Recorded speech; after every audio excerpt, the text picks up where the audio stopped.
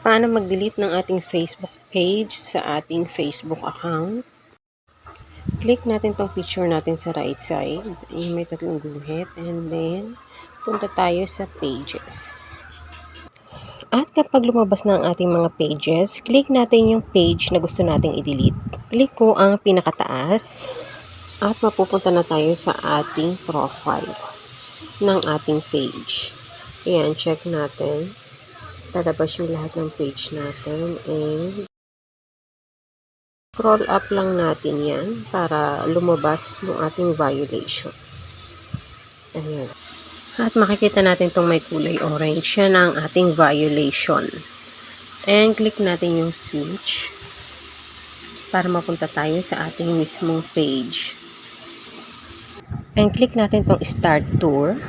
Click natin yung tatlong guhit sa right side, sa taas, para mapunta tayo dito. I-scroll up para mapunta tayo dito sa ating settings and privacy.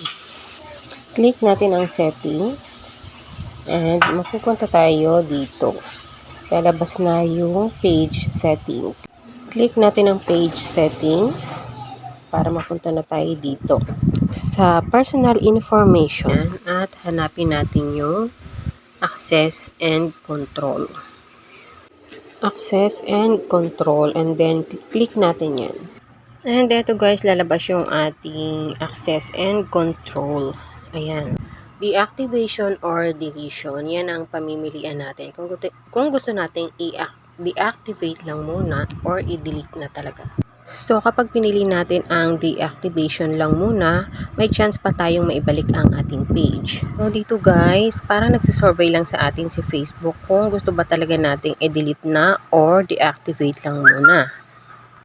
So guys, ang pinili ko talaga dito ay delete page kasi ito ang dahilan ng aking violation. Medyo maingay, pasensya na guys, umuulan. At hindi ko naman na talaga nagagamit ang page na to. So useless na rin kasi, kaya delete na lang.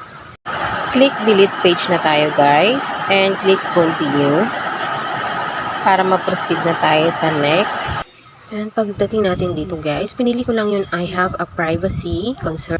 Depende pa rin sa gusto nyo. And pagdating natin dito guys, mas mabuting basahin nyo na lang to kasi matatagalan tayo pag pinaliwanag ko pa to. Gagawa ko na lang to ng next video. And click continue lang ang ginawa ko. And pagdating natin dito, kailangan natin ng password. So, kailangan kabisado natin ang password natin. Kaya ilista natin yan. For sure. And kapag okay na guys, kapag nalagay na natin ang ating password, click continue lang natin. And dito na tayo mapupunta. So dito na tayo guys sa confirm, deletion, delete, vision and mission for the Filipinos, entrepreneur page and information. Ang haba ng title ko. Kapag sigurado na tayo guys, click continue lang natin yan para ma-proceed na tayo.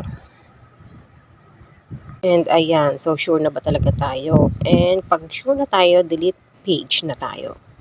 Click na natin ang delete page. So ngayon, click na natin ang delete page guys para matapos na tayo dito. Ma-proceed na tayo sa ating profile account. Main profile account. And ayan. Masuswitch na tayo sa ating main profile account. And so ayan. Balik profile na tayo. Hanggang dito na lang guys at sana ay nakatulong ito sa inyo. Bye and God bless.